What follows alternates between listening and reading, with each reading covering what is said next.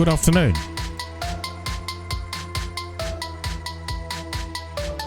I'm Daniel Miller,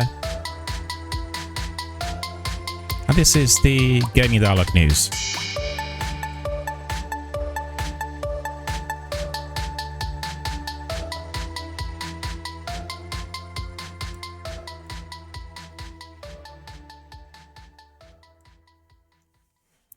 A warm welcome to all of our friends, fans, community members, participants, and everyone watching us on a variety of different platforms worldwide.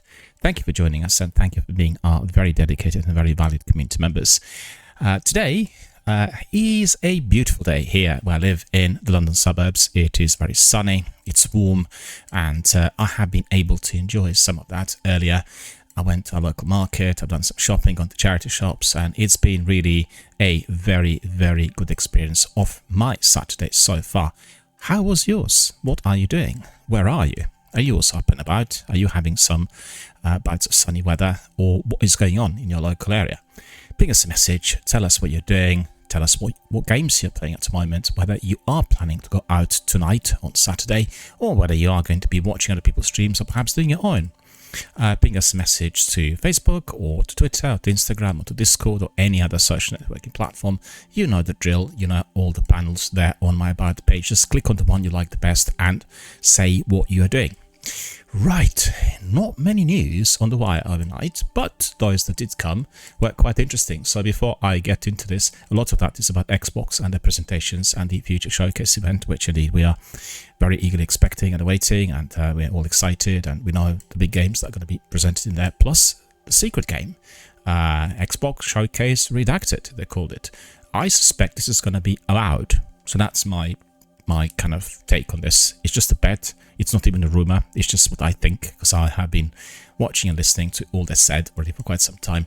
There's been always this allowed coming in, from the sidelines, and some information, some concept art, some trailers, and bits and pieces trickling along. So that's my take on this. We'll see whether I am right or wrong. I may be completely mistaken. There may be some other big game introduced. God knows what. We'll see as we come to that. Is it for the 6th of? I think it's the 6th. I keep mixing it up with the release date of The Final Shape, which is the 4th of 6 or 4th of June. So don't quite make this and double check really on my notes. Coming back to what we talked about yesterday, I was introducing lots of independent games. Many of these are being entertaining on the Xbox Game Pass, and this was in view of the wonderful presentation done by the Xbox team through ID at Xbox, and 20 games were introduced, all of them looking very sharp and very interesting for various reasons, from the graphics to the narrative, the dialogue. There was always something quite catchy, quite interesting, quite captivating in the trailers. Plus there were some introductions coming from various development teams. So in order to support the independent game makers and developers, I dedicated my gaming at the moment in the course of this month to indies. So like I told you yesterday, I had downloaded 25 indie games which are currently present on the Game Pass, and all of them have been very carefully selected by the Xbox team. Let's face the facts, and that was the reason for the inclusion.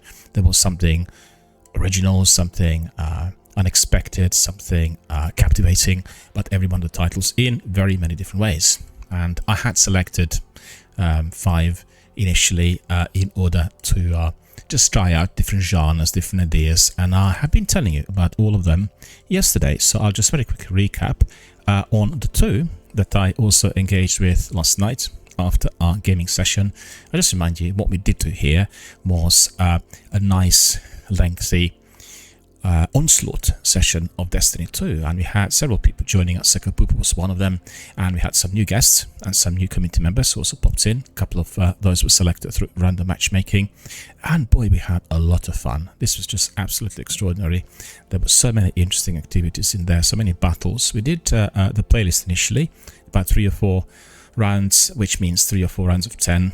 And after that we went for the full Monty, and that is the 50 round onslaught. That was thoroughly enjoyable. As you carry on in that activity, it gets more difficult, and for all of you who are not familiar, this is a new activity introduced through a Destiny 2 event called Into the Light. The event will be lasting until the 4th of June, and then it will just disappear. And before then, we are going to be finding what these dreadful enemies of ours, i.e. the chums of the witness, really are like. So initially, you get to know some of that, or you will be fighting some of the bosses from other DLCs in Onslaught. And then when you go to Pantheon, well, that's the raid bosses, and you will have to be having a good team of 6 that will be definitely having their teeth cut on some of the raids, and fully kitted up, knowing exactly what to do as the difficulty levels keep increasing every single week. So we were going to be doing some of the Pantheon activities on Wednesday, but unfortunately none of our community members already went in. But Sekapupu, who was doing, I think, a couple of Pantheon matches, and he warned me that this was not possible to complete if you were not having your full team fully on board, and we just couldn't really get our community members to come in, as they wanted to try some of that by themselves, I guess, with their mates, perhaps not wanted to be live on air. So that is definitely coming soon. It's my top priority, and trying to really rope in as many of our chums and loyal channel viewers and veterans of Destiny who want to join forces with us. So yesterday was Onslaught, and that was thoroughly enjoyable. In addition to our online activity, I think the change to what I've been doing in the past is that I'm really kind of branching out into different areas of social networking. So we'll have a lot of clips, and we're also already having many slides and screenshots, which are beautifully created on my new PlayStation 5 console. I have to say, I'm astonished by ease of use and compatibility both with gaming and multiplayer as well as streaming. And there are add-ons on PlayStation 5 which are making it very easy for you to make clips and to record your presentations, and that is very, very useful. And once you get into it, like in the full swing of things, you learn the ropes, it is just a matter of time before you are releasing hundreds and hundreds of very interesting short clips and screenshots. So that's exactly what I'm doing at the moment. I'm trying to master it, and we had yesterday about 20 of those, I think, if not more. So all of them are already fully on display on my Twitter, and if you are interested, you can just head there, click on that follow, and just watch all of them. Loads of clips, very many all of them are very interesting, and very many interesting activities with myself and Sekapupu, and then there were a couple of other guys in there. I cannot easily remember their user IDs because they're brand new.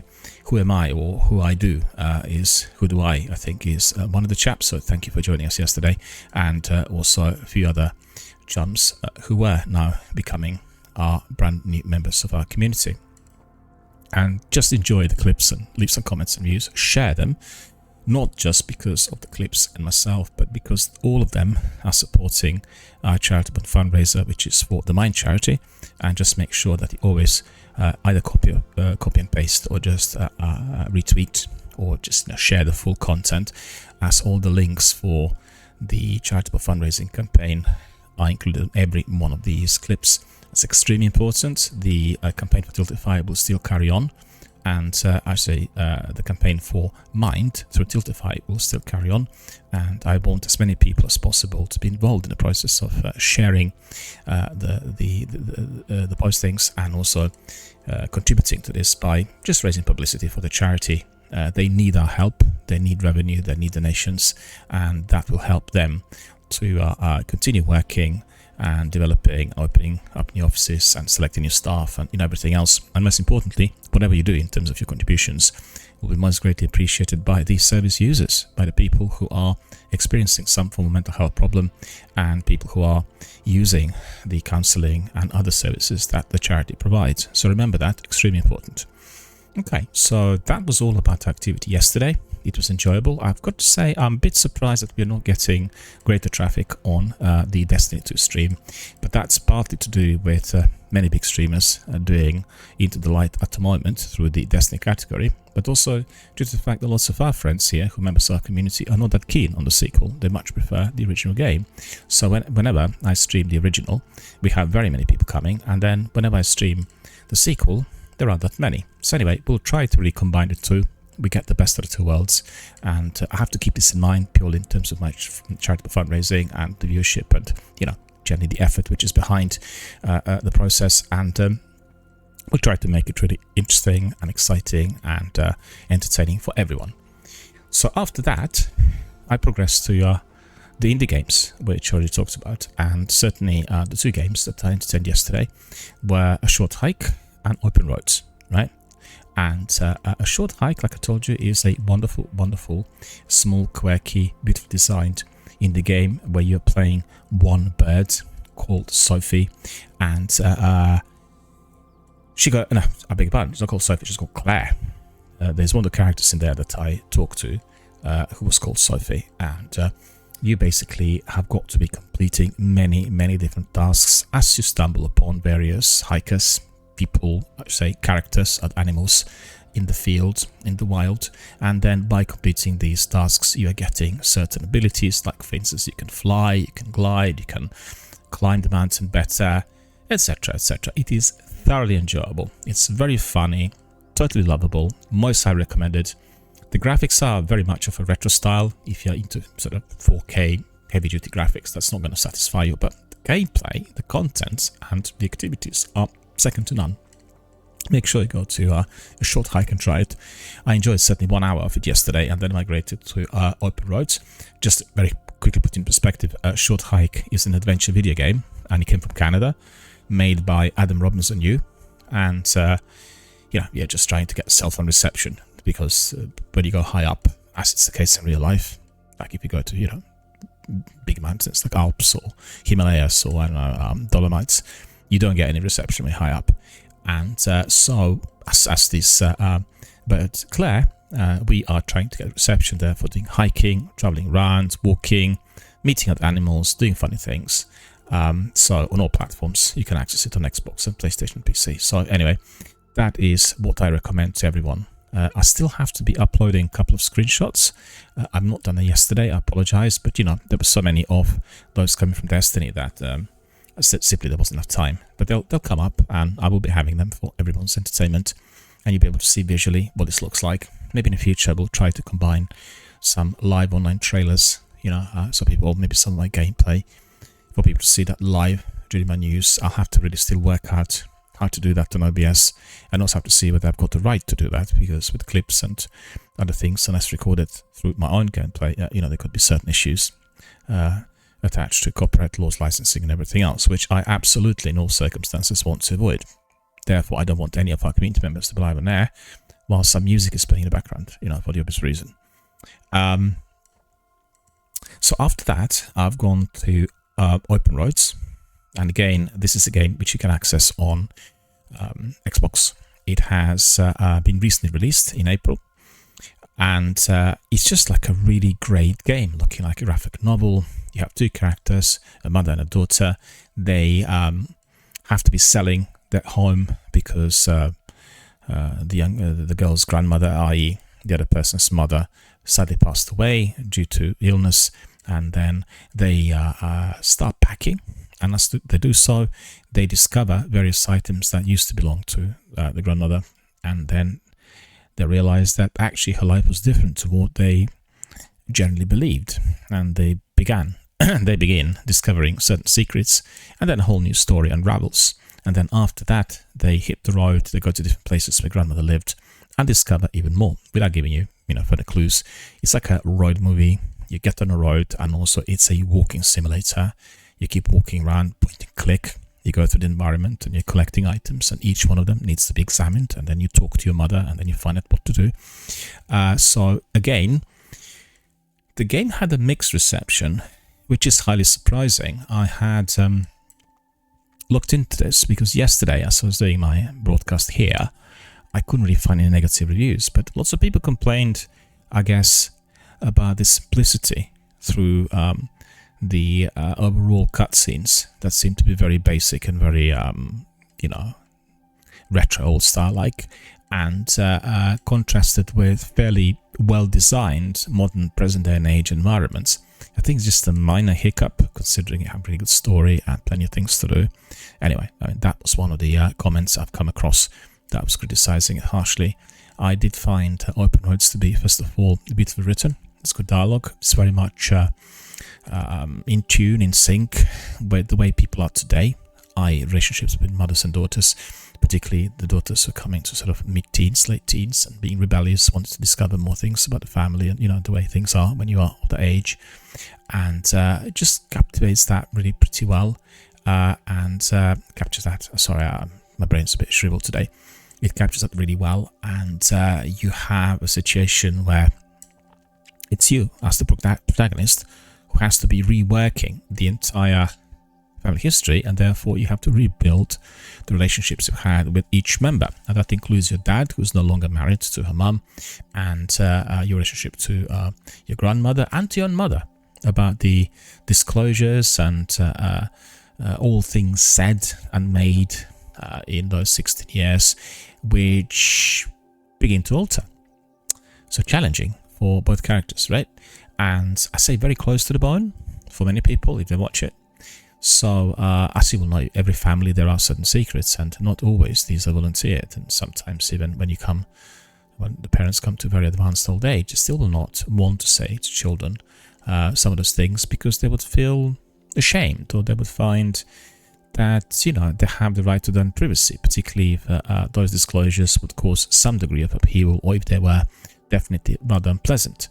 And I think game really presents that in a very good visual format. You have good dialogue. It is very realistic, very easy to follow. And as I said, what I liked about it is that you're reworking the basis of that relationship as you carry on through the game. That for me is the greatest value. So I love it. I've gone already quite far. I played it for several days, and I'll carry on playing it every night up to the point where it's completely finished. Interested to see whether different options I'm choosing could have any form of effect on the final outcome. I've not gone this far, so just have to carry on. Yet again, just to put in perspective, the game is an adventure mystery thriller, and Open Roads team developed it and published. It was published by Annapurna Interactive, one of my favorite developers of many interesting games. And just to put in perspective, they've been around for quite some time, and that actually comes to a period of about 7-8 years. And they had What Remains of Edith Finch, Outer Wilds, Neon White, and Stray. So I don't know where you played Edith Finch. This is a fantastic game. It's really one of the best indie games that I played. Outer Wilds, again, an open world with lots of exploration, lots of funny, unusual, dicey, dangerous activities. And Stray is a bit like a cat that goes astray, do funny things. Again, a very, very good game.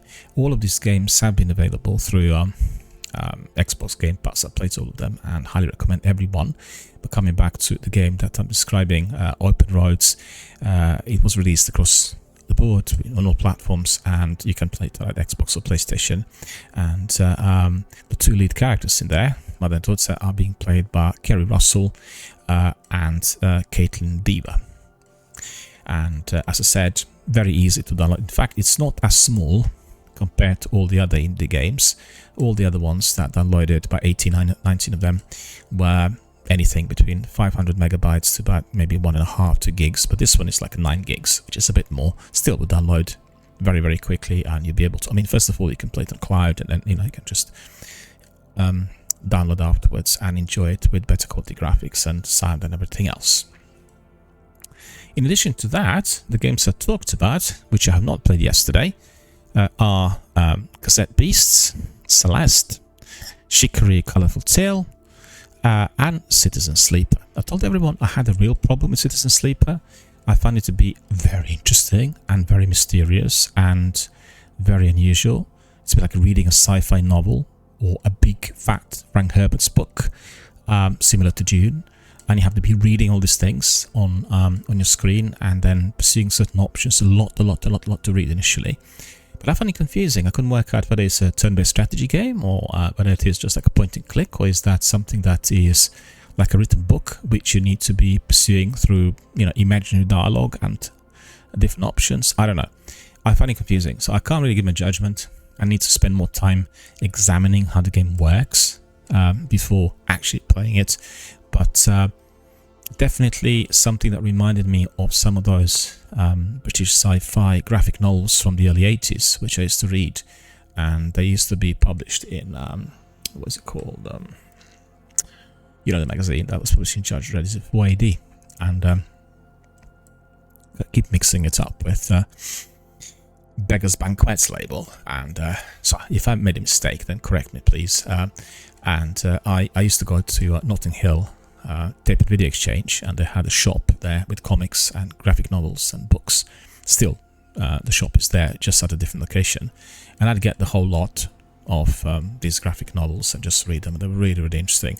Many of them were bordering on, you know, so-called underground adult type of comic, and just the genre that was sort of pushed by the quirky graphic designers and illustrators in the late 60s in America, and in Britain it's kind of picked up in the 70s. So quite a selection of interesting ones, and I think Citizen Sleeper falls into that category. It's a bit like falling into Moebius novel or graphic novel, but just really, and also the lead character, when I've seen her, she looked a bit like something out of Moebius, if you're familiar with the illustrator. So, you know, anyone who likes sci-fi or likes reading graphic novels, or anybody who's into sci-fi books, you'll find it very interesting. But I still cannot give you judgment. It really took me by surprise. I thought, I need to have like a lengthy tutorial to know what to do in here. So this game was a bit like, you know, different to the rest.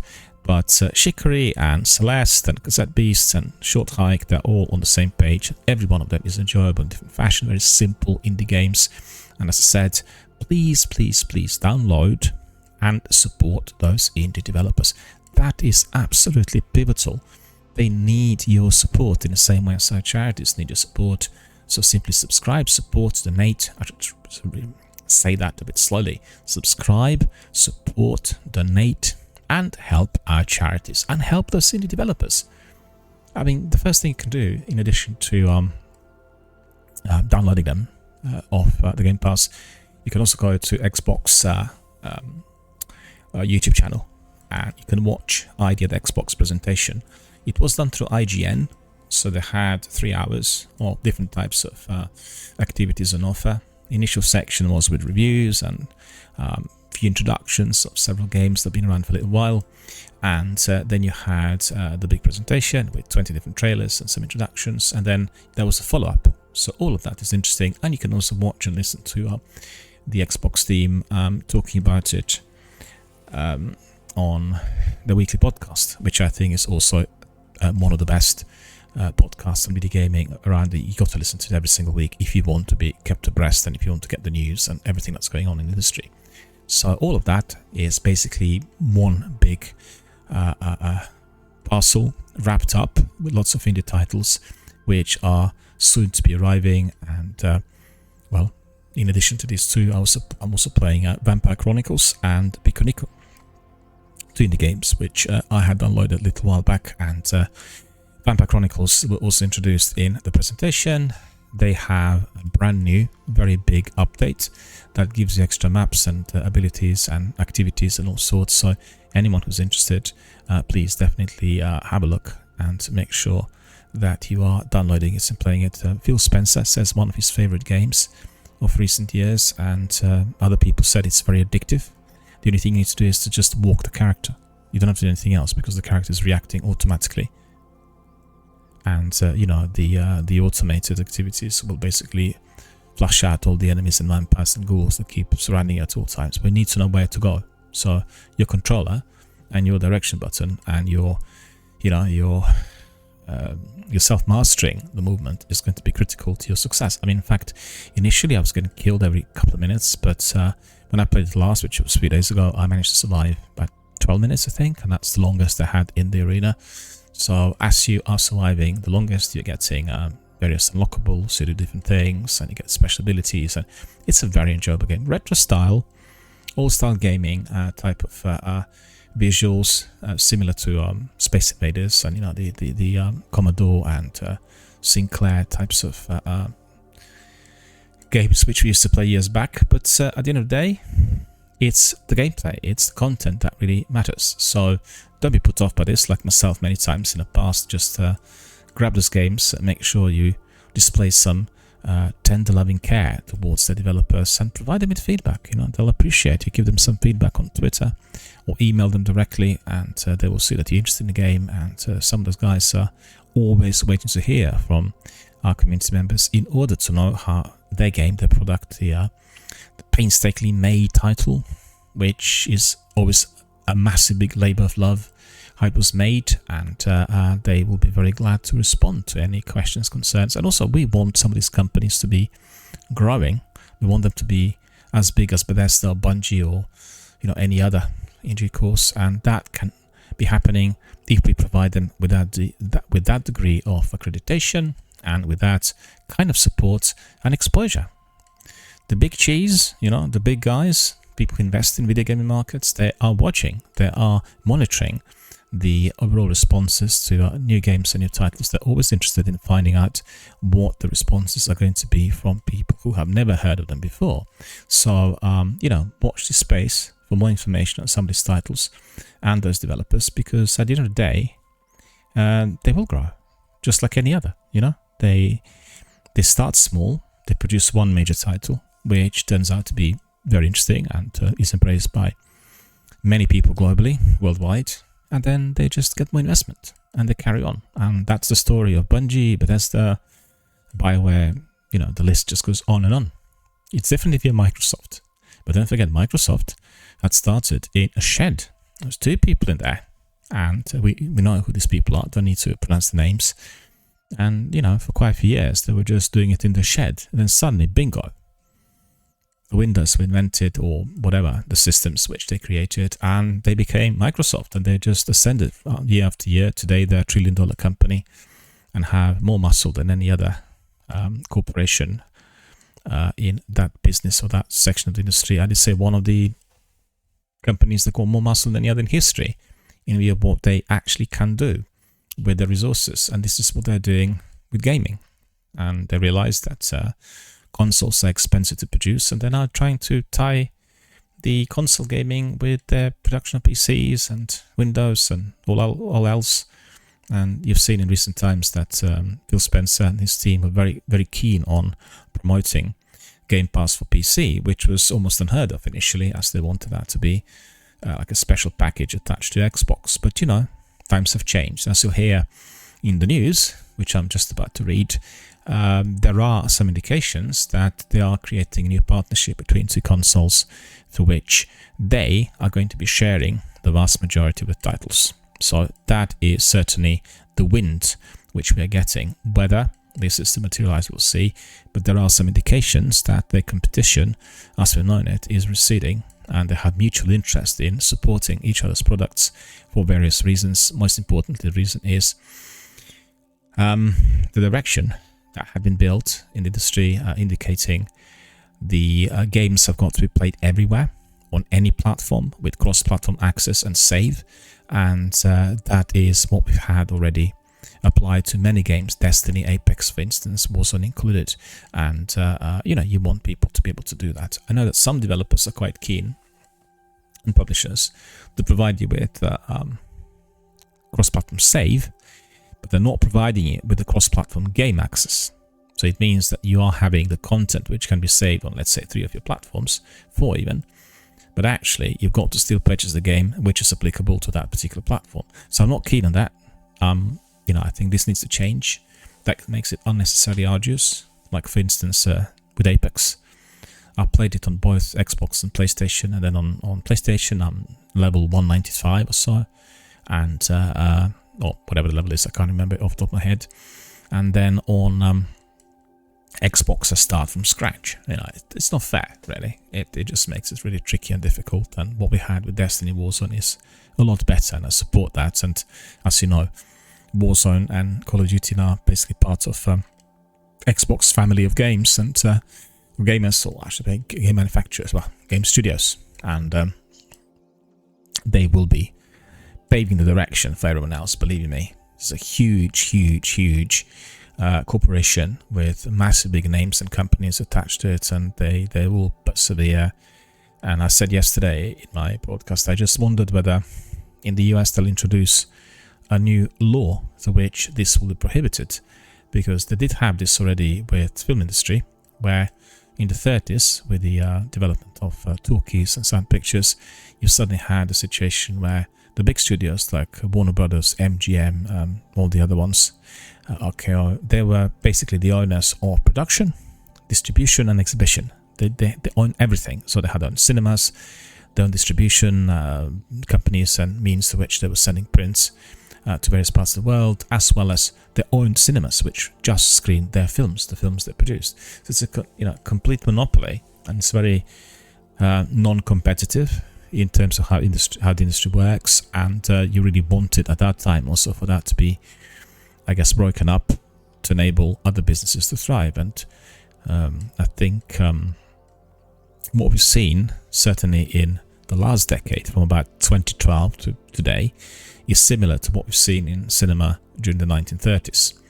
It's a massive, big push upwards for many different companies, and huge amount of interest for these video games, and just industry ascending on every level, from investment through game making and development to distribution, publishing, you name it. And let's not think even of advertising and the game presence on various internet forums and social networking. It's mind-boggling. It just dominates literally any forum that I come across on the net, and you really wonder what direction it will take. As I'm astonished, 10 years ago you'd watch Academy Awards, for the Oscars and red carpet, and today it's like a fluke. It's completely insignificant. There's no interest for that whatsoever amongst the younger population, and the stars and the people who had such huge exposure over the last 120 years, they are all beginning to fade, and many of them are also migrating to the world of video gaming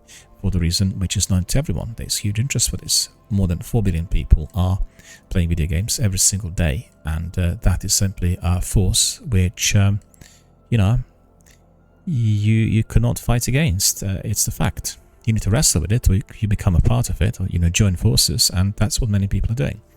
On the other hand, we've seen the games like Fallout and The Last of Us being turned into I do apologize. I think I have to work hard to get a special mute button on this mic, because there isn't one, and I can't easily mute it here on my setup, so I need to work out a system to which...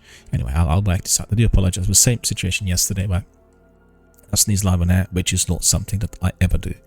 But technically I'm presently kind of with my hands tied, and that's the reason for that. Coming back to it, the games like Fallout and The Last of Us have been turned into a very successful television series, and the series, both of these are still airing, and Fallout came out recently, absolutely skyrocketed the sales of the franchise, and Bethesda never had better sales in the history. And you could really see how, for instance, a good team involved. Don't forget that Christopher Nolan's brother is involved with the series, and that itself is certainly a huge of huge benefit to the visualization of the franchise. Read a couple of his interviews recently, and absolutely astonished to see that he's so incredibly in awe of the entire series, as well as full of ideas for future projects. So I think 10-15 seasons of Fallout are guaranteed, maybe 25 seasons. God knows, the capacity for development is phenomenal, in the same way as you can obviously develop the game within the world of Fallout 76. So a lot to look forward to, but my point is, those two industries are merging, and I have been astonished also by the sheer number of people who watched the Game Awards last year. It's about 100 million worldwide who were watching it live. And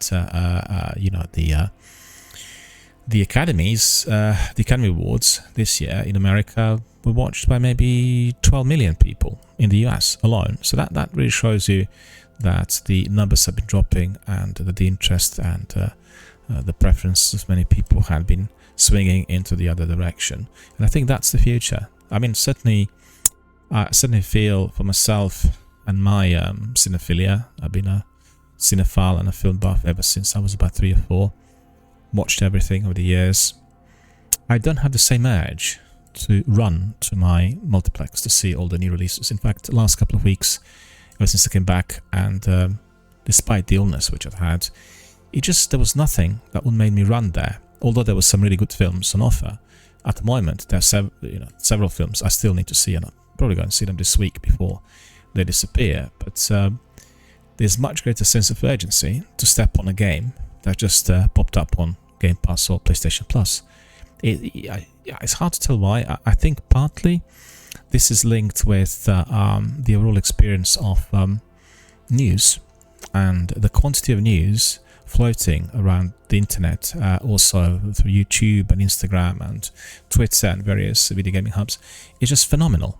And you have this buzz about certain, a title or game, like for instance the buzz about the Last of Us series, Fallout series, the buzz about board games, and then all the interviews that the people leading those teams were doing on various platforms. It's mind-boggling, and you just have that incredible excitement, energy arising from every corner of the planet that everybody wants to see it.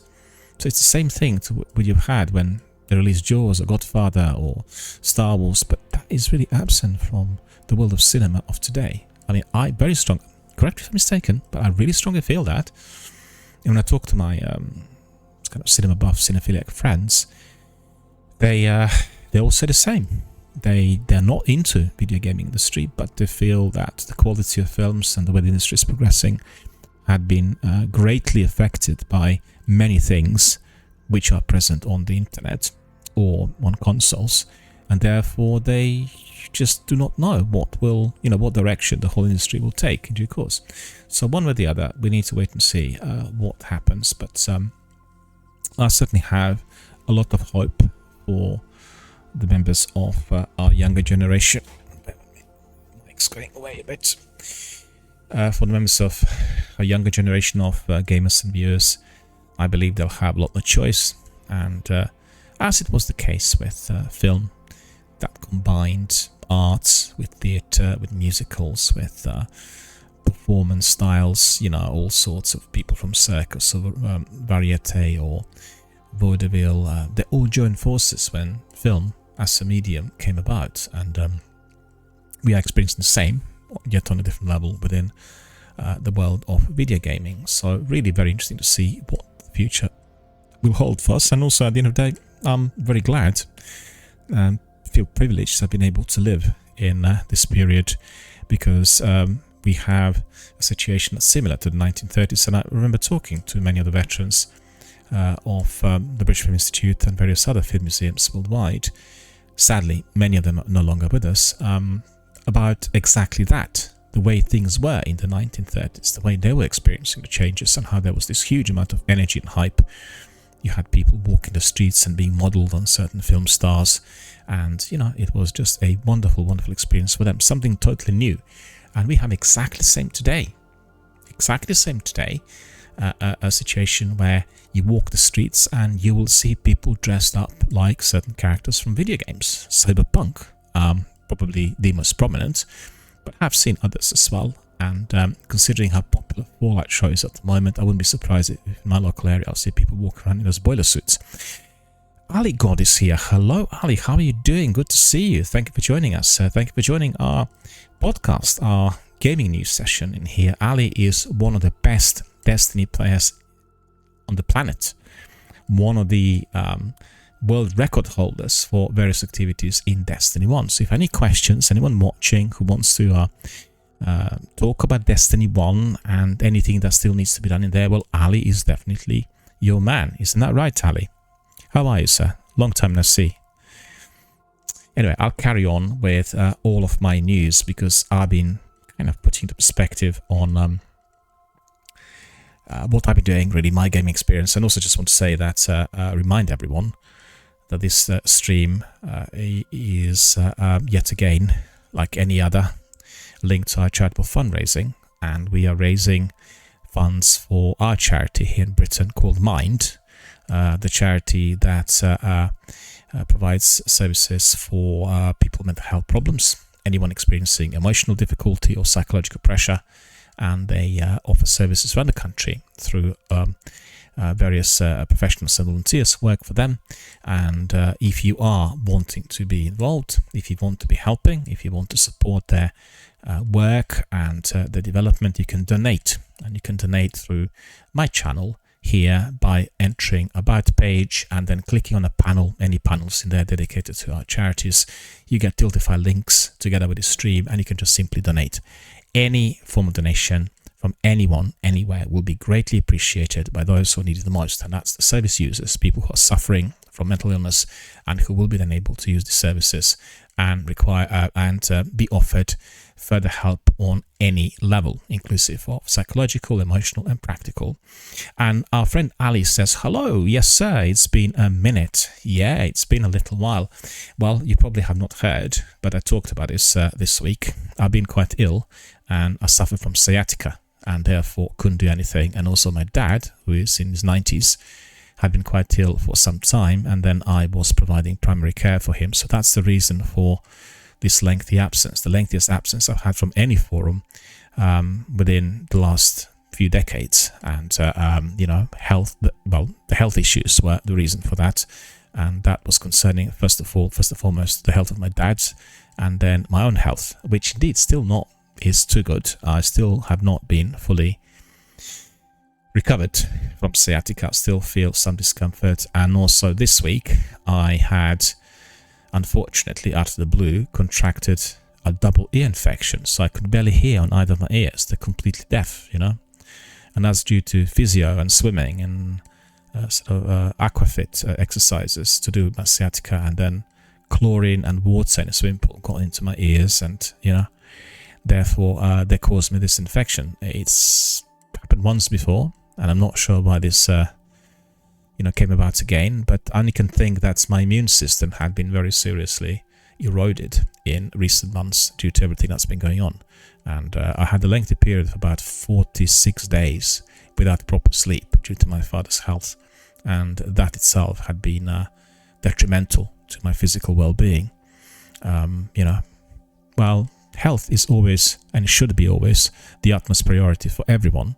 And I keep saying that at all times. People don't realize what it's like to lose your health. And I come from a family where there's lots of illness of all sorts, and it has always been present in my family. So I've been always fully aware, very conscious of how important it is to pay attention to the maintenance of one's own health. And as I reached my adulthood, even more so as I joined forces with other professionals to combat the worst of diseases that plague the humankind. And therefore our gaming channel in here from the beginning was dedicated to people who are vulnerable or less able, people suffering from disability or any kind of health problem. And by today it is formally aligned with leading charities, and presently I am fundraising for the Mind charity, but in the near future we'll do it for St. Jude Hospital again, and for various other ones: Autistic Society, National Society for Epilepsy, Schizophrenia Fellowship, etc, etc. We have quite a list, and so we just have to run separate campaigns. The benefit of running a campaign on a channel is not purely in terms of the fundraising, it's also about raising publicity, raising the bar for the charity to be seen and heard by, I guess, many people in our community, so perhaps are not familiar with them, be it nationally here in Britain or internationally in other countries. So it helps on every level, and it's just great to see that there are people supporting and helping. Just want to put in perspective, I want to say to Ali that last year I was running a campaign through Bungie Foundation, and they have a wonderful section, a department of the company that's dedicated to charitable fundraising and charitable works. So they support hospitals for children with terrible diseases, suffering from incurable diseases or terminal illness, and they raise funds for many different services to be introduced to those hospitals, one of which is getting the tech for the kids to use whilst they're spending their time there. So, consoles, computers, screens, access to gaming, subscription services, you name it. And it's a fantastic type of service which they're providing. As those children who otherwise would have been terrified, if you're aged 6 or 7, you're taken away from your parents for the first time, and you go to hospital, and then you get consoles, you get the means to which you can talk to your parents, your friends, your schoolmates. You don't actually feel anymore as traumatized, and you don't feel that you're in a hospital. you feel that you are in an environment which is safe for you to be at or be in, and you use that. The time passes by, and in many cases, if the illness can be treated properly, the children have an additional asset through which they can battle the disease, because they will feel less stressed, less alone, and all of that is fundamental to the health and to the progress and to the well-being. So I support Budgie Foundation. We had a fundraising campaign last June, I think, or July, and we had raised $1 million, just over 1 million. It was 1,100,000 or so, and this was the result of our joint fundraising in Destiny community. So I was able to raise $100, so did many thousands of other streamers worldwide, and that's the way through which 1,100,000 was built. So anyone who is interested, you can always donate to Budgie Foundation at any time, and in addition to that, you can wait for the campaign, which yet again will be emerging, I think, in June or July of this year. It's usually about 10 to 12 days long, and you can contribute. And what's beneficial if you're contributing is that you'll get lots of Bungie types of things that are useful in games. So you can, for instance, get the emotes which you can be applying to your game, and then they will be on display as you carry on with other chums in your community, and these can be only acquired through donations. You can't buy them anywhere else, so they're very, very special, and they're really terrific. And I have several of those on display both on my Twitter and Facebook and Instagram, so you can have a look, and definitely something to remember. Right, so good to see Ali here again. How are you, sir? What games are you playing at the moment? Are you doing Destiny 2 at all, or are you still with the original game? What are your current favorites? Are you watching Fallout, for instance, on Amazon Prime? Let me know. Be curious to hear. Alright, so after giving you a rundown on my own gaming activities and all these other things that have been going on since yesterday, and I already talked about 47 minutes, which is, quite a bit, I'll give you the news. The news which indeed arrived to my desk on the wire overnight. A couple of questions from the community members as well. I had Jim yesterday sending me a message saying, where do you get all the news from? Well, that's a good question. Considering how many outlets and hubs are on the internet, I select these I select a few which I consider to be like in the know hubs, the ones that are presenting you with hot off the press news, and that's usually Games Radar, and then it's GameSpot, then there's Game Rant, there is Eurogamer, there is IGN, and then there is what else? Let me think. Xbox Wire, everything to do with Xbox, PC Game, everything to do with PC. So they're more like platform specific. But the first 5, 6 I've given you are the main source of news, and they have an enormous amount of news distributed daily.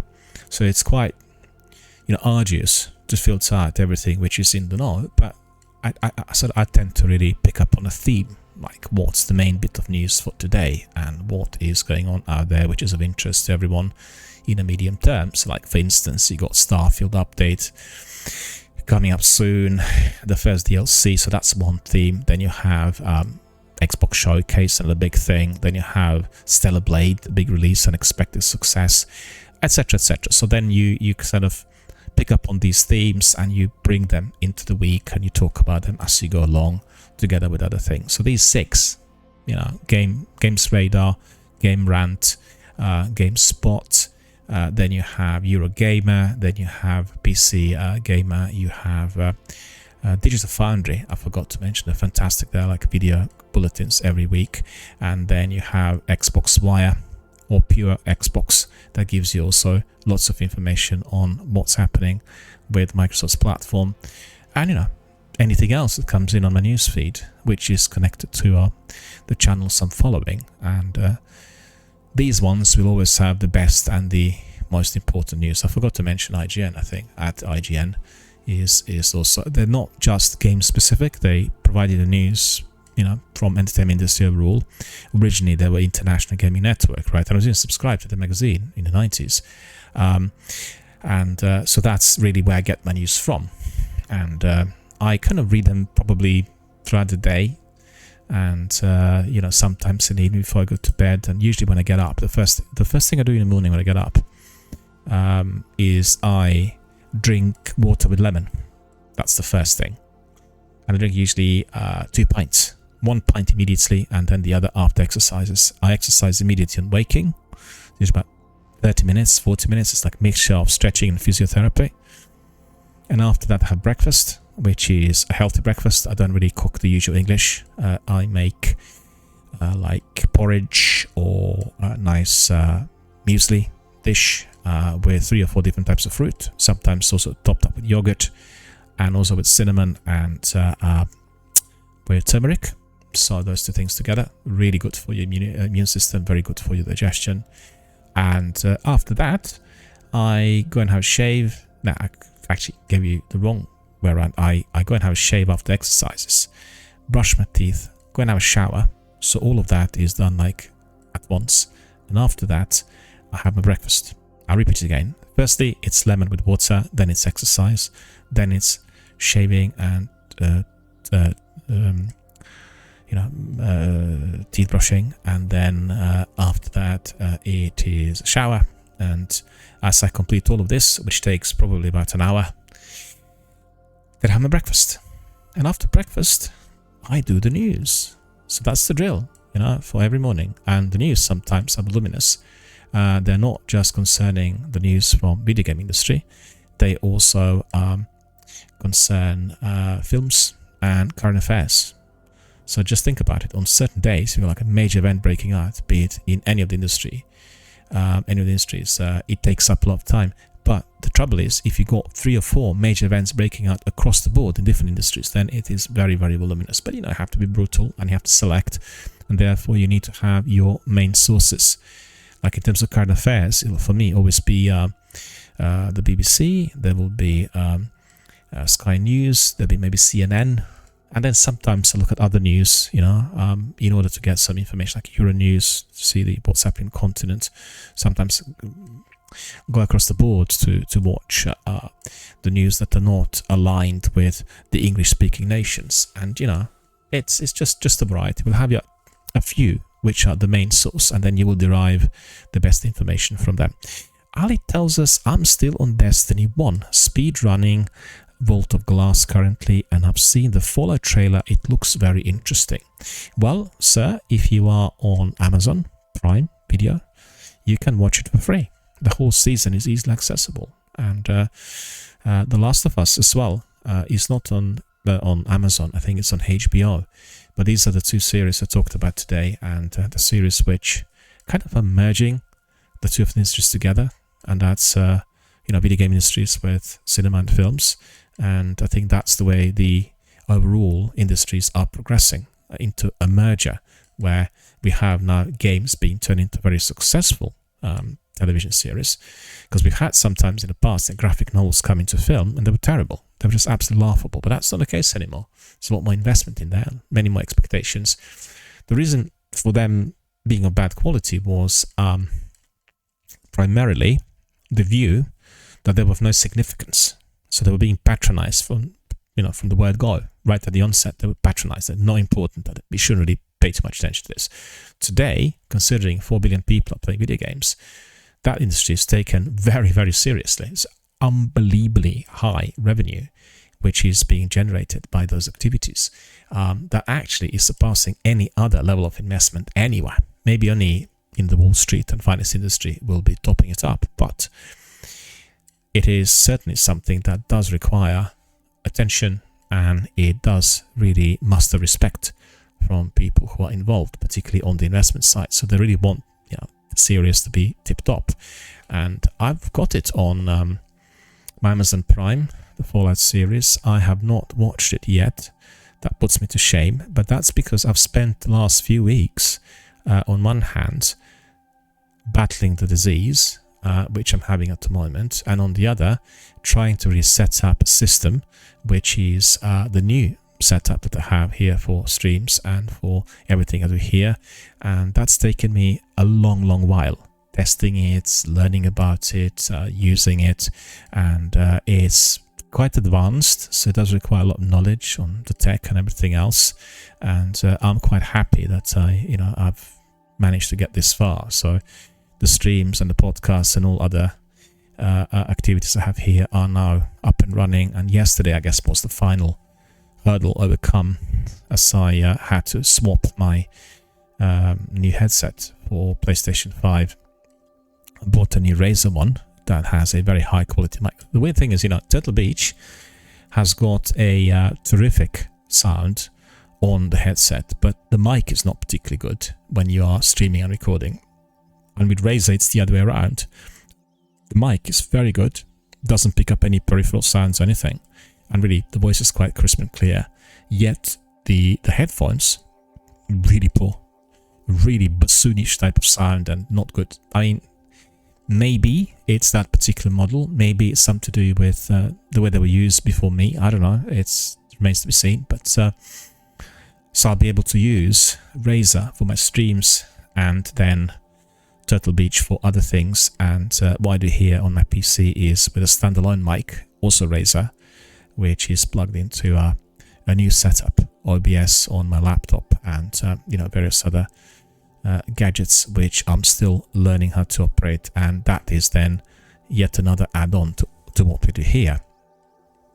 So together, Ali and myself still need to be watching that Fallout series. Well, we certainly shall do that. Anyway, let's get to the news. So today we have lots of news coming from Xbox, and from Sarah Bond, who's one of the top executives there.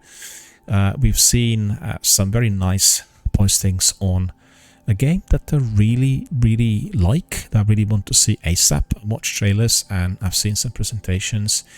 It's called Little Kitty, Big City. Yet again, another game from the batch of ID at Xbox, an independent developer. And you are a small, tiny little cat that had lost her way in a massive big city, and you're trying to find your way back home. And you're then encountering all the ills of the world in that massive big city. So think about it. This is just the same like anyone else coming to a global capital. Like you come to London, you come to Paris, you come to New York, or I don't know, Los Angeles, or any of the big cities. And you are going to be really struggling with types of people you come across and situations that are completely foreign to you. So that really, I guess, is similar to what you had with Tex Avery and cartoons, in like the 1930s, 1940s, and some of the Disney works and Fleischer cartoons, for instance, as well, where they used animals as creatures and characters in animation that were representing humans and their living situations. And then they would turn into kind of ludicrous types of characters with parodies of all sorts. Yet they were pursuing a very important message. The message was they criticized or they satirized the way life was being led at that time. So I'm always amazed when I look at some of those cartoons from the 30s, how well embedded they are in that political and economic situation in the US of that era. And if you're interested, you can just head to my other hub, which is called Film Dialogue. I have a very large number of those films on my playlists, and just have a look, on YouTube, Film Dialogue Cinematech channel. You have all these cartoons, you can just enjoy them and find it for yourself. And this Little Kitty, Big City is very similar. It's actually, I guess, embracing the model. They're giving us that same concept, which is now then presented in a format of a video game. So if you go to my Twitter, you are going to be able to see Sarah Bond's posting and some images which are indicating that the game's coming to Xbox Game Pass, and that is going to be in 5 days. So 5 days, that will be, let's see, on Wednesday. I can't wait to see that game on my console. That is Little Kitty, Big City. So another thing we heard from Xbox is about the presentation. The big showcase event will take place on, is it the 6th? I think it's on 6th. I keep mixing it up with Bungie's, I do apologize. And he is saying, Aaron Greenberg, he is one of the bosses there, indicating that he had a great review with the team leading their big global and regional marketing plans to support Senua's Saga, and that's Hellblade 2. We're all tremendously excited about the game. Fantastic trailers, phenomenal concept art. I played the game during the last few months, and I completed it yet again, because I played several times in the past but never completed the full game, and it's one of the best games ever made, there's no doubt about that. And also it's very important because Hellblade is really aligned with this channel and what we do here. We support mental health, gamers with mental health issues, we support charities that are helping those people, and Hellblade is a game that visualizes mental illness, basically schizophrenia and psychosis, and what this looks like. The only thing that really was a bit strange for me was at the very end of the game, the girl didn't wake up, right? And that's probably done with a reason. Had she woken up, there'd be probably no sequels, and this all carries on. But the experience of illness with multiple voices, hallucinations, auditory and visual, that are constantly happening in Senua's head are so close to bone that many people who had experienced this illness, they said, well, it's exactly the way it is. That's just it. So if you are a member of our community and not tried the game, then definitely make sure that you download it and play it, because Senua Saga Hellblade 2 is coming out very shortly, in a couple of weeks, and it all will be starting up next week, the campaign that he's describing, because they need to really polish up the marketing and everything before the launch. So definitely the teaser trailer he left Aaron Greenberg on his Twitter is mouth-watering. It's very, very brief, but you know, you'll get the idea of what is to follow. And then we have some news coming from Game Rant indicating that Dragon Ball Sparking Zero is the biggest Dragon Ball video game on the horizon, and it may be the last heavy hitter for a while. So let me see what they really are telling us.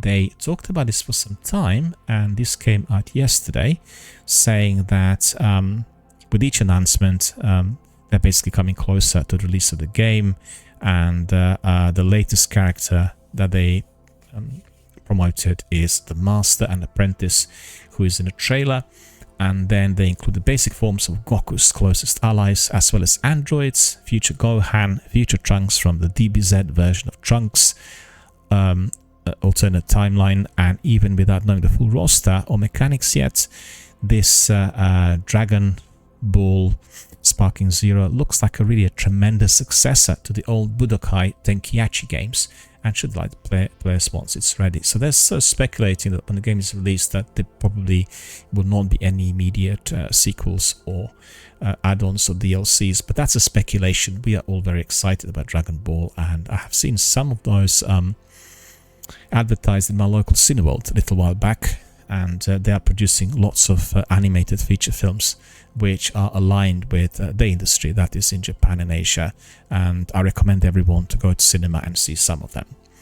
Then I have a message from IGN telling us that Borderlands is in full swing, and Eli Roth, the director of Hostel, is revealing the new poster for the film, and that is at the first Comic-Con XP Mexico City, I think, and he is just giving us this wonderful image, and if you're interested, just head to my Twitter, you'll see it in there. And we have here Cate Blanchett, Kevin Hart, Jack Black, Ariana Greenblatt, Florian Montanu, Jamie Lee Curtis, and they say chaos loves company, right? So that is the slogan for Borderlands, and it looks like Cate Blanchett is in one of the most prominent roles. Really quite curious about that. I've not heard much about it, so let me see. There's nothing else on it, it's just the image. Definitely will keep our eyes wide open to get more news. Definitely interesting. Then what I said yesterday, and that's becoming very much of a reality in 3 days, Apex Legends is getting the new character. Ben the World will alter. Alter is the new legend, and her void-based abilities, which I will obviously admire, as I use void all the time in Destiny. So chaos in Solo's takeover and descent into a new age of Broken Moon with Apex Legends, and you are going to be able to see that on my website, and you have also all announcements indicating that. Bear with me, I just realized that my battery in here needs to be repowered. Just bear with me, I'll be back in a second.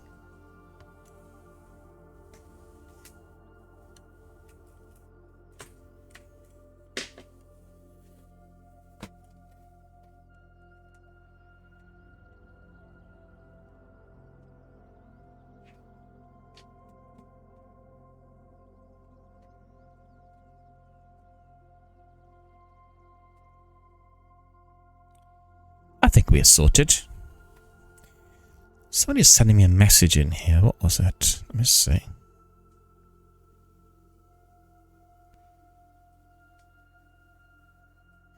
We have somebody asking us to, let me see.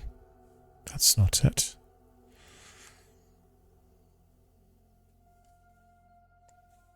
Alex Hello Slips is contacting us. I think Alex is watching the stream. Thanks for joining us. Let's see what he says.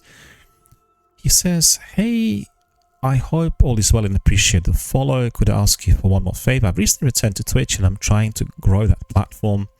Would you be able to drop me a follow? Well, we don't do follow for follow, I'm afraid, and this is not what we do here in any circumstances. So this is a bit like a spam message. I don't know whether our friend is watching us. I think if you're watching us, you should have read the channel rules, and they tell you that this is what we do not do here. This is not a commercial channel. We are not trying to monetize everything in here and do follow for follows and do all kinds of things. We are trying to portray content which is interesting to our viewers, and then we'll build our communities accordingly.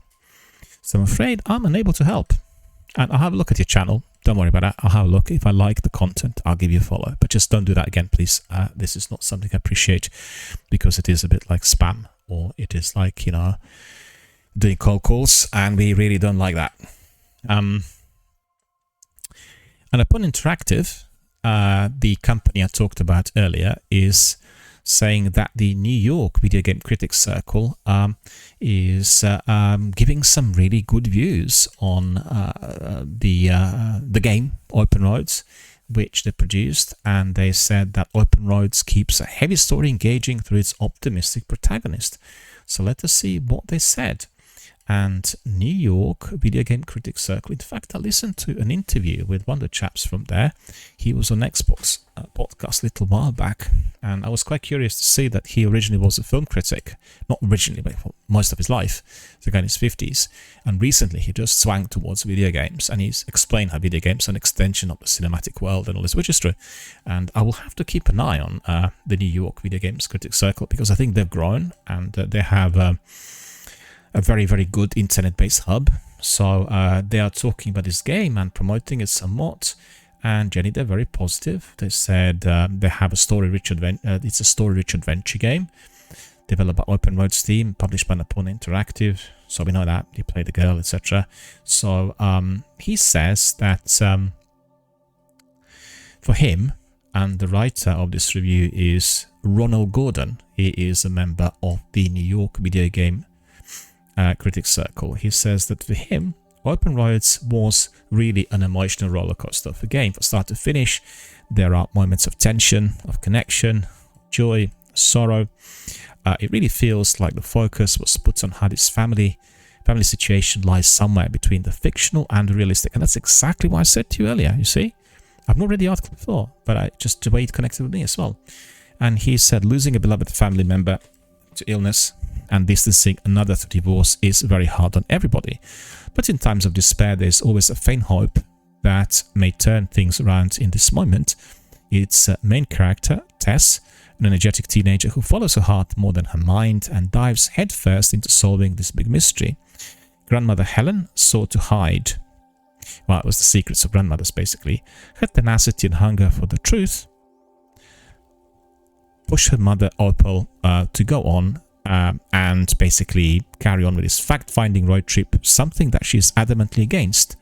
But on the other hand, her mother is also very interested and curious, and I guess too curious to ignore the whole thing.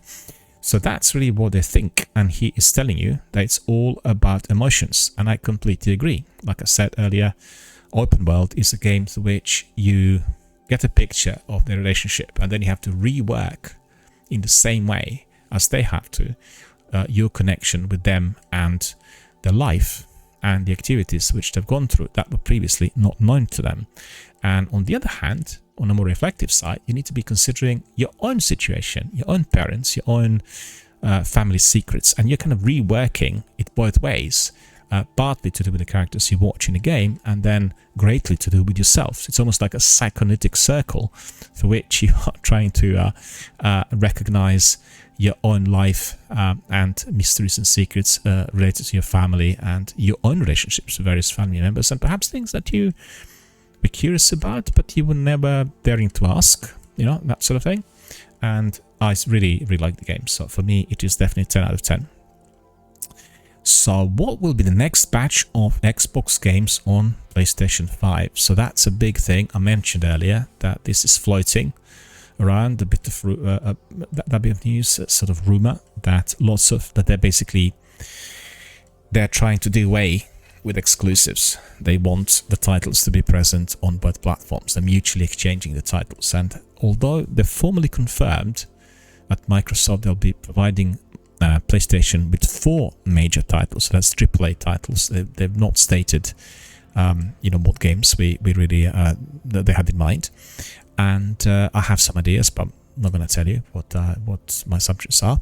So Push Square is speculating now on other games, and well, one of the biggest already had been launched last week, and that's Sea of Thieves. And the Sea of Thieves was, I say, all along, all the way up to the last week, promoted as a literally top Xbox exclusive. Nobody expected this game to go anywhere else. And Rare, the development studio, they are a member of Xbox Game Studios. So it just really was very surprising that this week it emerged on PS5, and they said that this was fulfilling Microsoft's commitment to Sony. And it was mentioned early in the year, I guess. So during that broadcast early in the year, Phil Spencer, the boss, he was focusing on 4 titles, and that was Grounded, Hi-Fi Rush, and Pentiment. And all of these are now officially available through PlayStation. Again, the titles that were exclusive to Xbox. So that's just the direction that they're pursuing. And if you listen to Phil frequently, if you watch his interviews, you'll see that he's really heavily pushing for that cross-platform access, cross-save everywhere. Games accessible on all platforms, anywhere, wherever you are. And that's still not possible. You know, they don't provide services in many countries. That's Microsoft. You're on the continent, you can't access Microsoft services like Cloud and Game Pass and all this. It's not accessible. He wants it accessible everywhere. And he needs to convince the investors to cough up enough money for that to be made possible. And they had introduced Game Pass for PC last February to about 36 new countries. So they're expanding, and they think that probably the Game Pass for PC is a better bet because many more people have PCs either at home or at work than consoles, and that is the direction that they're pursuing. So it will be very interesting.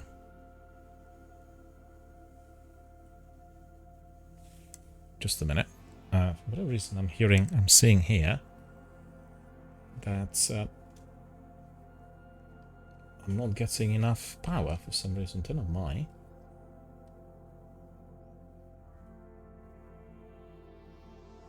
Bear with me. Don't know what's going on.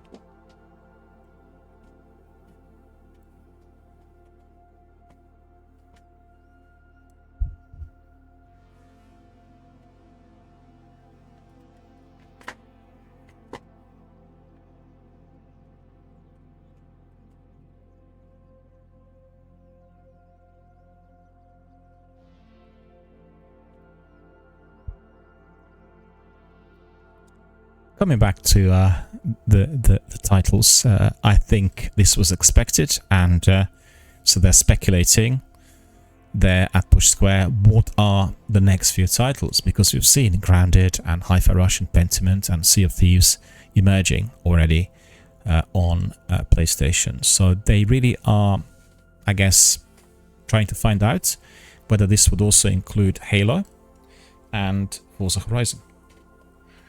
I guess it's possible. You know, they may feel that these titles had exhausted the viewership and the membership on those platforms, on the platform where they were originally created, and that's Xbox, and they feel that with them branching out, they'll be just beefing up on new members, and that's the sole reason. And Phil is the person behind this effort, and I think it is really fair and square, and it's probably the very best way forward for the games to be simply accessible everywhere to everyone, you know, so no restrictions like this silly DVD and Blu-ray regional coding. I absolutely detest it. You know, it's ridiculous. It's just restricting the sales, restricting the free flow of products, and it's restricting also many people from accessing certain special editions on DVDs and Blu-rays, and the same thing applies to games. It's just complete nonsense, and particularly today, as we live in the age of digital downloads, it's I don't understand it. I have met in my life several times, you know, top executives from these big firms like record companies and film studios. And they're generally very, very conservative. They all think that the old model and the ways in which they were able to prove to the investors that the investment was worth it need to stand. They're very, very, you know, frosty on major changes or major alterations, because any major changes, they will be bringing the risk factor into the equation, and they do not want that. I understand that from the investment point of view, but you've got to be a bit more flexible, you know, when it comes to how things are run.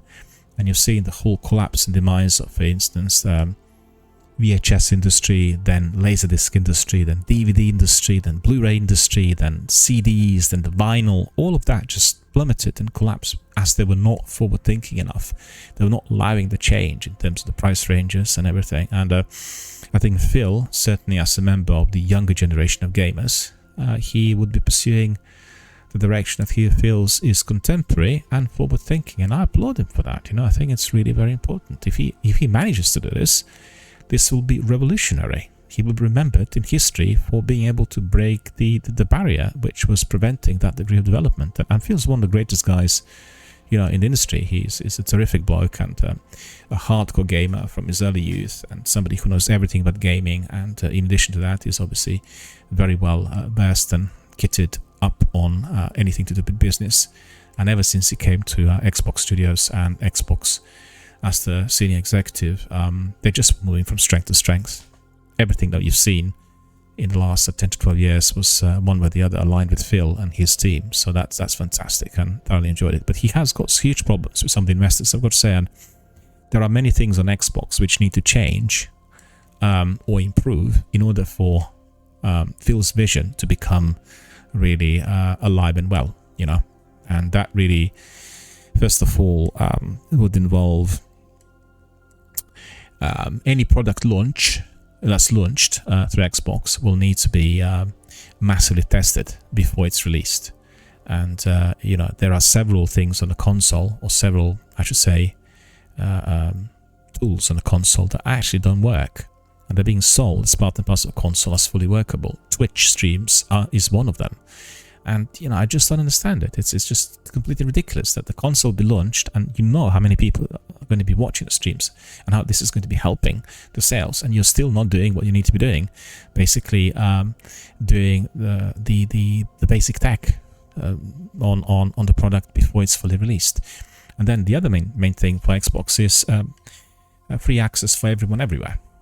That's the main thing, and that's been the difference between PlayStation Network and the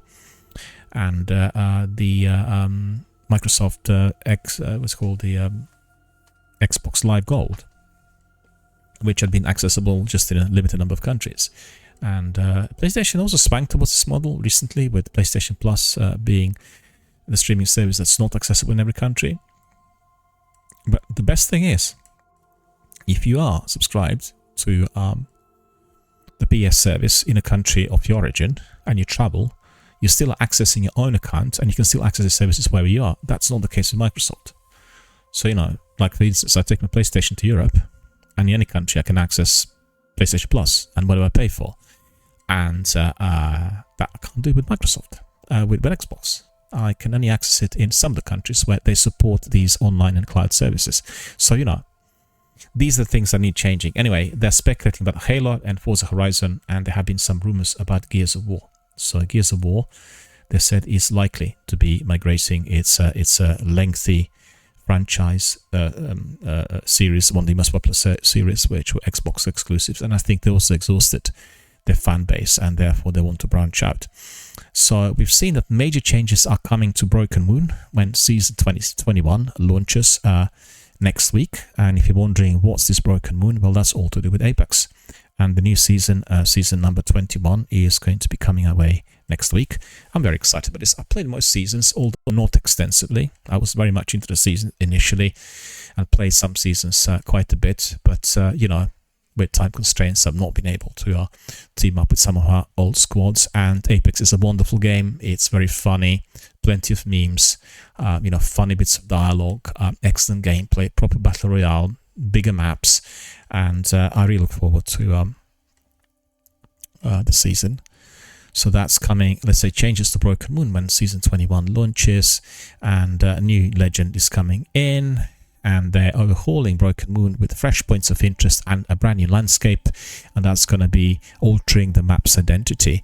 So you have here in this article, which comes on DualShockers, lead designer Steve Young telling us about the changes, and he says you're going to be finding that Promenade is disappearing, and the addition will be of the containment zone, and that's going to be giving you lots of new gameplay possibilities.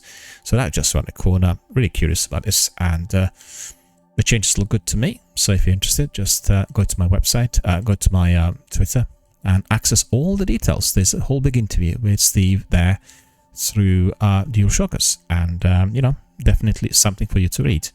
So I'm recommending you all to watch PlayStation UK PlayStation Access podcast.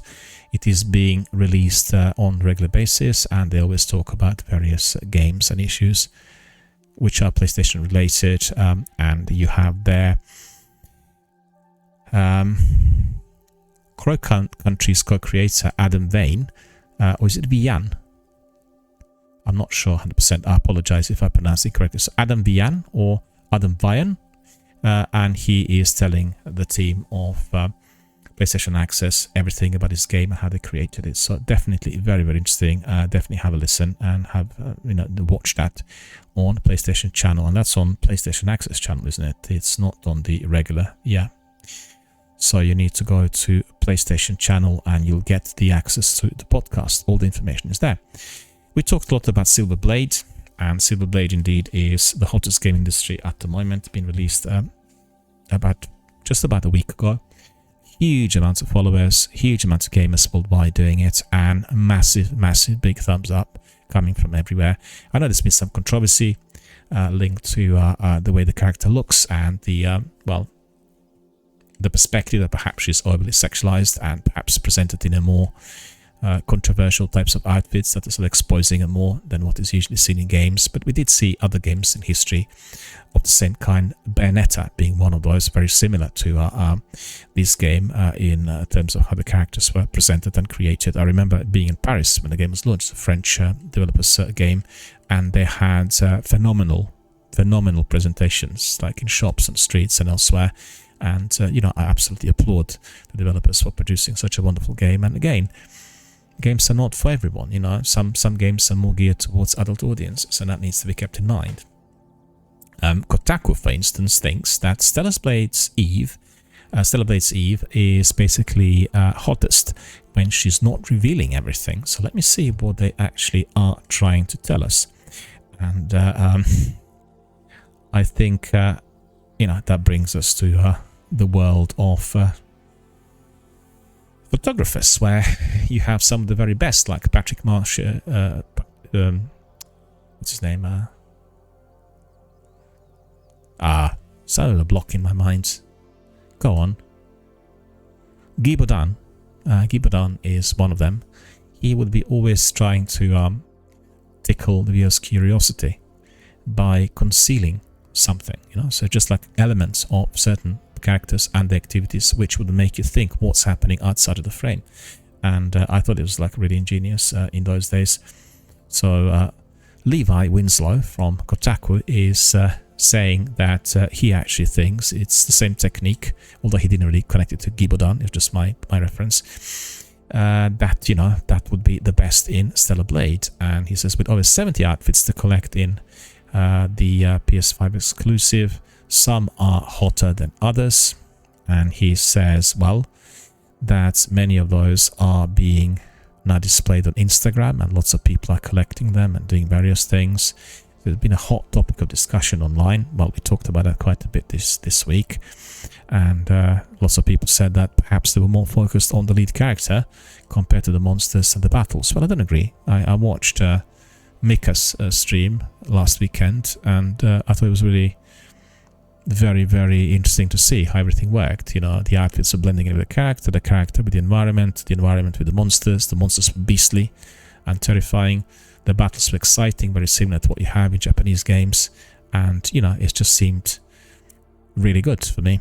And so the discussion Kotaku is just basically to be left for another day. They're just arguing the toss. I mean, he thinks that the comments that we've seen coming from various groups, you know, are perhaps not appreciated, because everybody needs to take their own pick and everyone can decide for themselves what game they want to enter. And they're, I guess, supporting the idea of complete freedom and liberty in terms of what you are creating, how you're presenting it. And the other group is obviously arguing the toss, and therefore there's no agreement. But I think for myself, Stellar Blade looks like a fantastic game. I want to play it, but I still have to wait a bit of time. It's very expensive as it stands today. So we have Terminator Survivors, and we've heard that new details were revealed. This is a first-person shooter. It's set in 2009, and it will be taking place after Judgment Day. So you have factions to compete for resources and land. A few of them will know anything about Skynet. It will be a single player, and you're going to be playing offline. You will not need internet for this. And then you will have an additional add-on multiplayer co-op mode, up to 3 people. Very rich original story. And let's see if there's anything else. You have main and side quests. You have a customizable expandable base, vehicles for exploration. You have iconic figures from the series, so all of them. One unstoppable stalker, T800. They'll be using Unreal Engine to build Terminator Survivors. Very likely to have private beta tests before launch, so that's within the next couple of months. And early access to the game is in October on PC. That's October the 24th. So if you are a fan of Terminator series, films, legends, then you are going to be one of those guys playing it. And as I said, the launch is going to be sometime later in the year, but early access will be October the 24th. So let's see what else we've got there. We have a very good article which I'm recommending to everyone, coming from Eurogamer, and they're telling everyone, well, providing some tips and advice on how to stream, what to stream, when to stream. And that is basically part of inside Eurogamer features, which do have lots of advice and stories. So you have some of the main writers. Apologize for this. For whatever reason, that mic seems to be traveling all the time. I don't know why. The main writers, Ian Higton, I beg your pardon, and Ed Knight, are giving you all these tips of advice. I talked a lot in my previous podcasts about this, and we'll have sometimes separate programs created for that purpose. I wouldn't go into details. Just bear with me a second.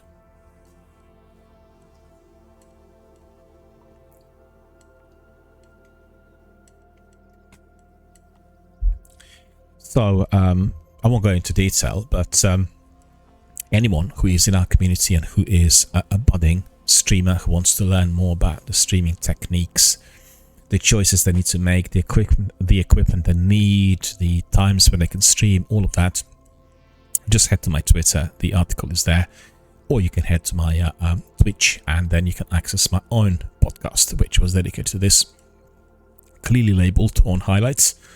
You'll be able to find it. And then this article will give you some pointers, but don't forget that if you are a person who wants to be streaming, you need to, yes, a bit like, you know, like you go to school. Like you learn how to read and write, but that doesn't actually teach you how to become William Shakespeare, or how to become, I don't know, Michael Connolly if you're a contemporary writer, or Linda LaPlante if you want to write crime novels in Britain. It's down to you. You learn, you get the tools, but how you're going to use the tools is going to be all down to yourself. So definitely a good article, highly recommend it. So there are, again, more news on PlayStation and Xbox. We told you about this. There's some news coming out of pure Xbox on Redfall, and Redfall's already been almost forgotten as a game, and I'm really sorry to see that, and it's suffering similar fate like Anthem. Huge hype, a lot of advertising and a lot of promotional material for the game that turned out to be almost like a product in motion, unfinished project when released, and it backfired on every level imaginable. I guess for me it was sort of similar in concept to Deadpool, and I don't know why they've gone down the route of releasing Deadpool in a vampire style environment. That just seemed weird for me. Deadpool was a very is it Deadpool? Is it Deathloop? What's it called? Deathloop. I beg your pardon. It's not Deadpool. Is a Marvel film. Deathloop. I think for me, it's a bit strange altogether. But Arkane Studios were known for terrific games in the past, and just it seemed to me that there's been a short circuit somewhere between them and Microsoft and Xbox. I don't know what's gone wrong. And you could see that lots of people paid for extra content initially with the special edition, the Ultimate Edition, and the content still has not arrived. It's already been a year gone. And they improved some of the technical aspects of the game. Some of the bugs have been utilized. So, but the opinion of PJ O'Reilly, as well as many other people in our community here, or the gaming community worldwide, is that it still really doesn't live up to its potential. And he said, well, was it only about a year since the game was launched? Who remembers it? actually what's going on?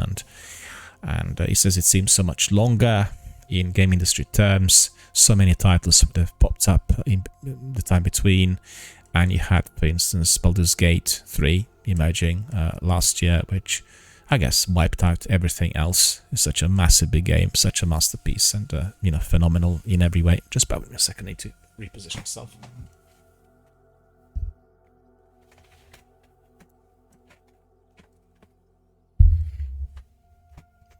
And well,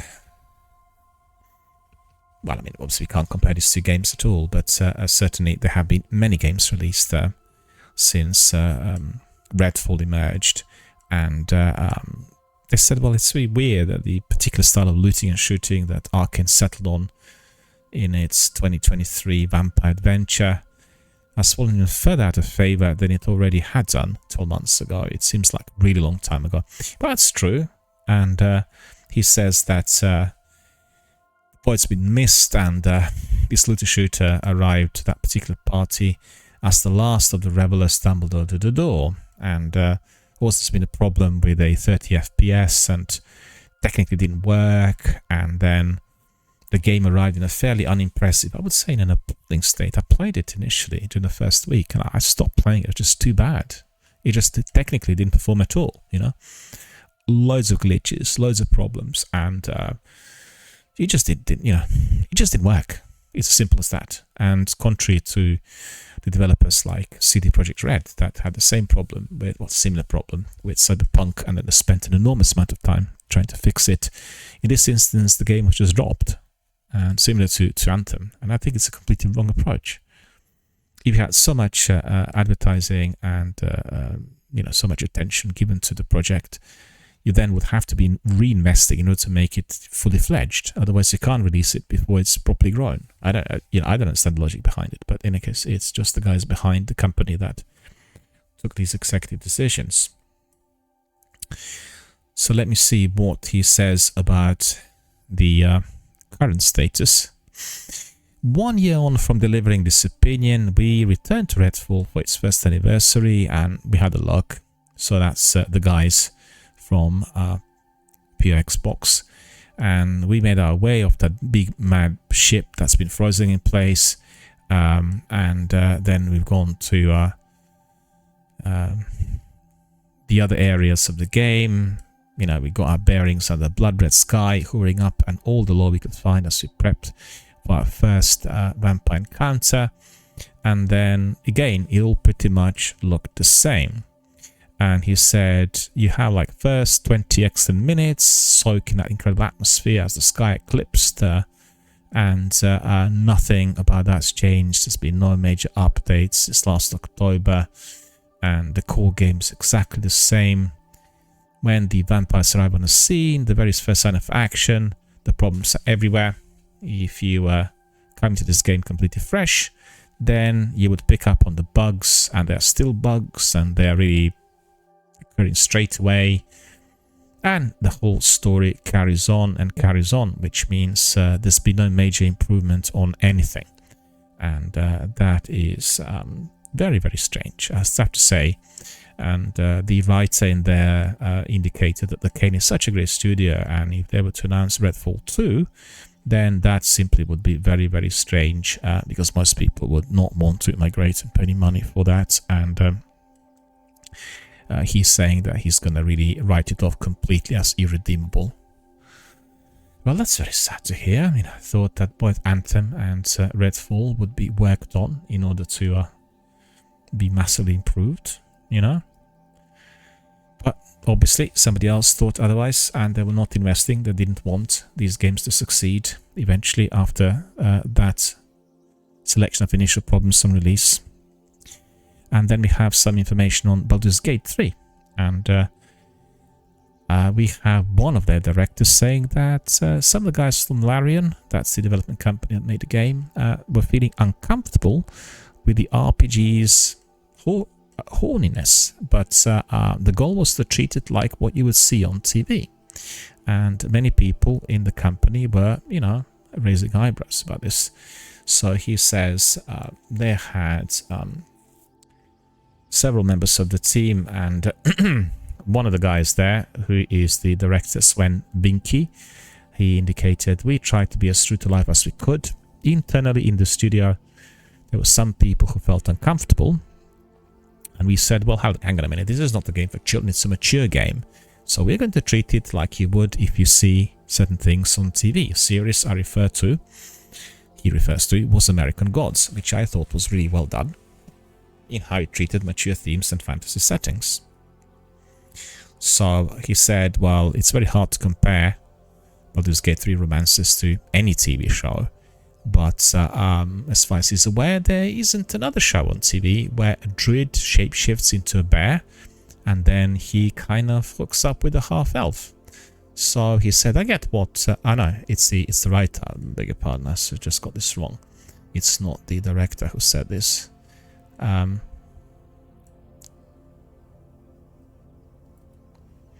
apologize, it was my error.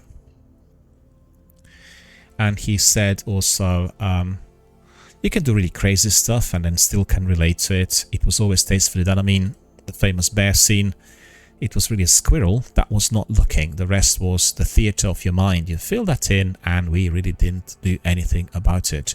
So we know that there has been some controversy initially about the way the game came across. Also very, how to put it, there have been many very revealing types of characters and semi-clad, and, you know, so the erotic element with their presence, certainly with customization, was very, very visible. But I quite like that. I told you about playing Skyrim with these adult mods, and that seemed great. You know, I played Skyrim before in its original format, loved it, played it for several years.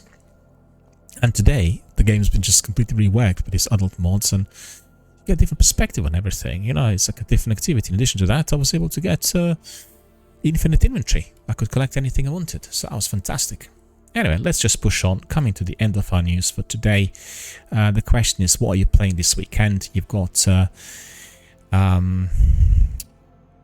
Wars, what's it called? Jedi Survivor. Isn't that right? No? Just bear with me a second.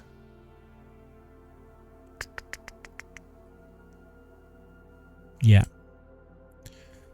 Survivor is indeed available on Xbox for free play in the course of this weekend. So it's from the end of Thursday to the end of Monday. And if you're there, just make sure you access your console and download the game and play it. If you are on the Game Pass, you know that Survivor had been the recent inclusion, and you can play it whenever you like, really, as it is available through Microsoft's subscription service. But equally, you can just access the game through the free what's it called, free days, or is it free play weekend, and that is on Xbox.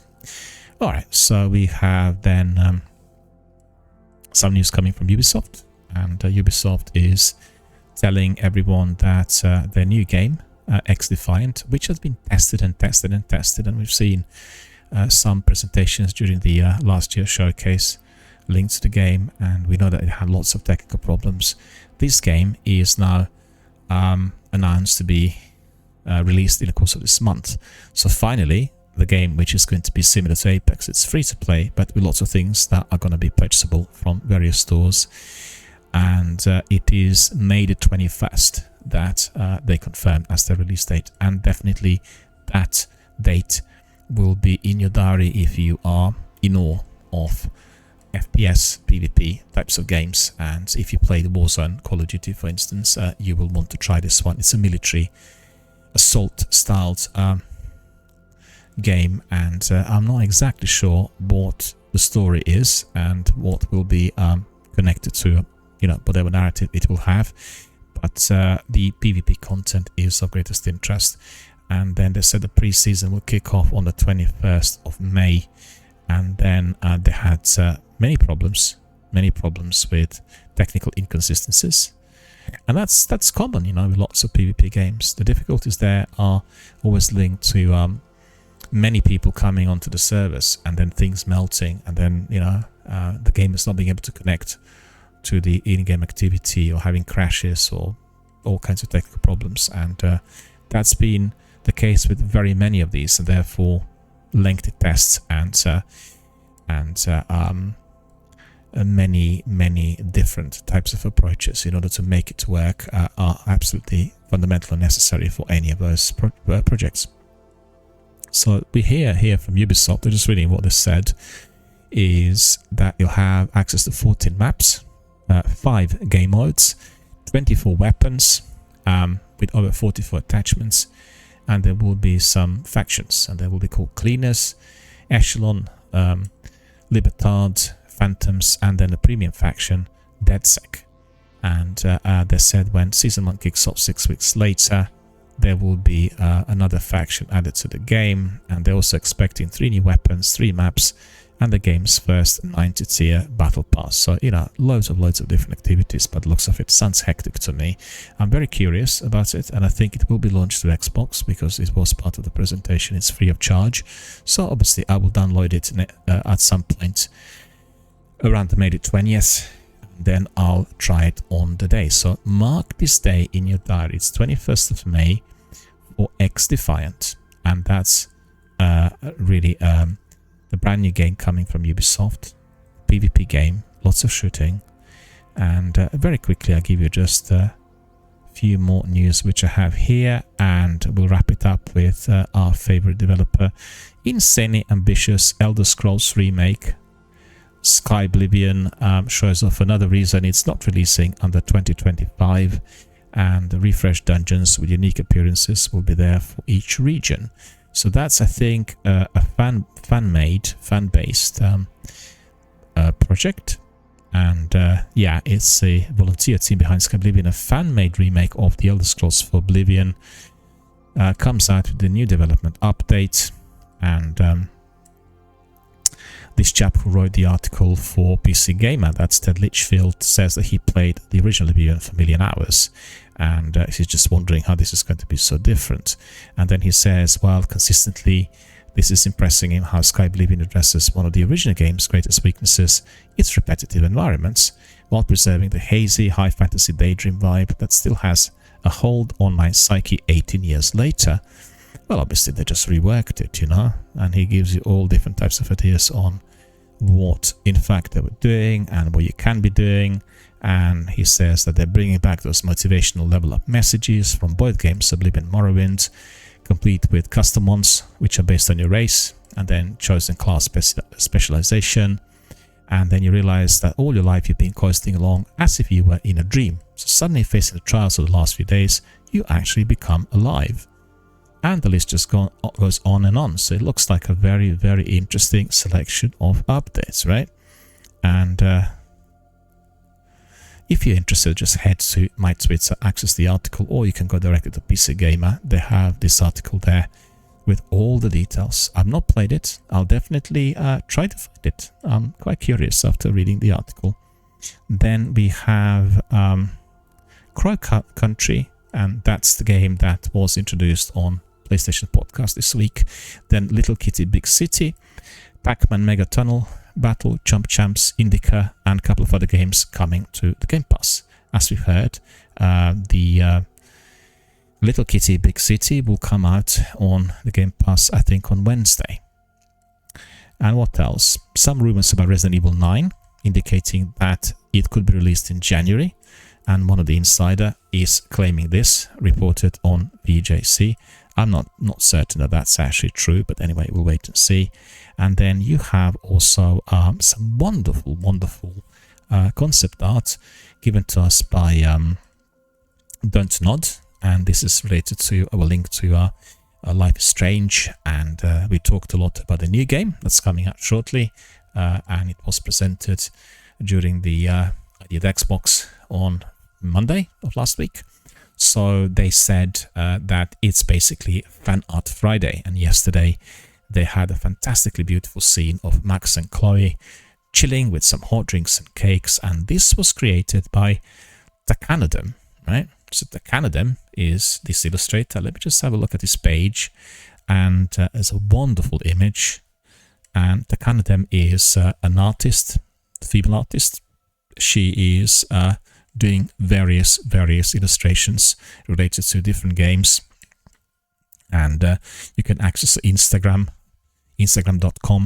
Takanadem, and you can just see basically what the art looks like. Let me just quickly have a look. These are very nice images, and the images are linked to various games and graphic novels, one better than another. Really very appealing. Wonderful works. A fantastic artist. Highly recommended to everyone. And let me see if we have anything else.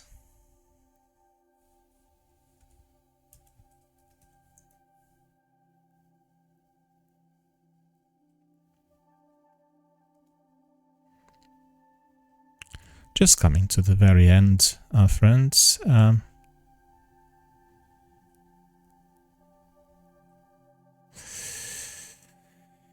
had a couple of crashes now, which is really annoying. Don't know why. Some information just disappeared. But coming back to Life is Strange, her illustration of Takanadem is on display right there on my Twitter. And I love it. I think it's a beautiful image. It's the watercolor style. They look better than in the game, I've got to say. Absolutely mouth-watering.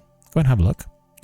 And then we've heard already about Starfield, and Starfield update is more or less imminent, and we heard that the next big DLC, it will be coming out in September, so that will be probably released a year after the original date when the game came out, so maybe even to the date. I didn't really double check, but certainly I'm very curious to see whether the DLC is going to be as good as expected, and whether the update and the new activities will be giving us a lot more entertainment in this very big open world in that galaxy that Bethesda had created. So my friends, this was all for today, and I think that is all I wanted to tell you. And certainly there haven't been that many news coming on the wire, but we had plenty to talk about as always.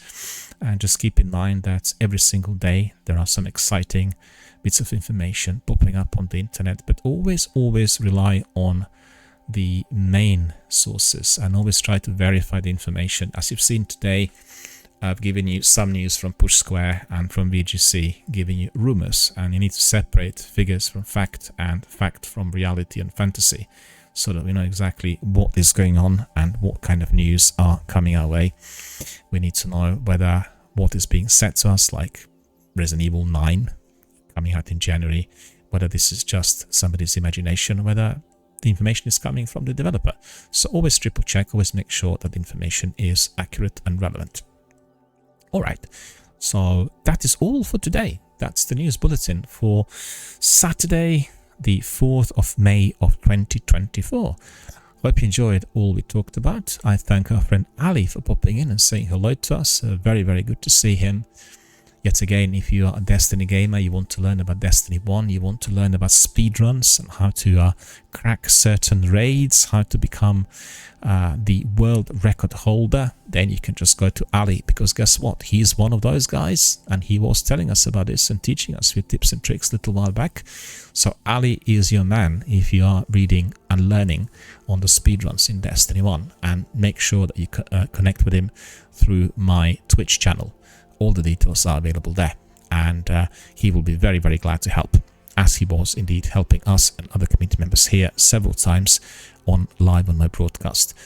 Well, thank you, our friends, my friends, for watching. Thank you for listening. Thank you for supporting the channel. Remember, we're running a fundraising campaign, and make sure you are sharing the images that are left on my Twitter. They all have details on Tiltify Mind and everything I do for them.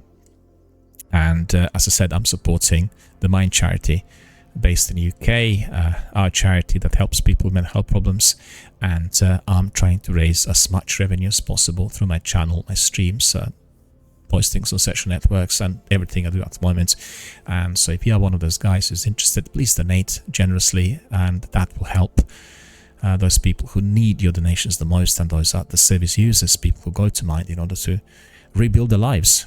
And the guys that work for Mind, you know, the professionals and volunteers, they save lives, they rebuild lives, they really are absolutely awesome in doing this. And therefore, if you donate, you are also going to be contributing. You become a member of that community that is helping people to get better, is rebuilding lives, the fractured lives, as well as saving lives in those instances where somebody's life is under a very serious threat due to serious illness.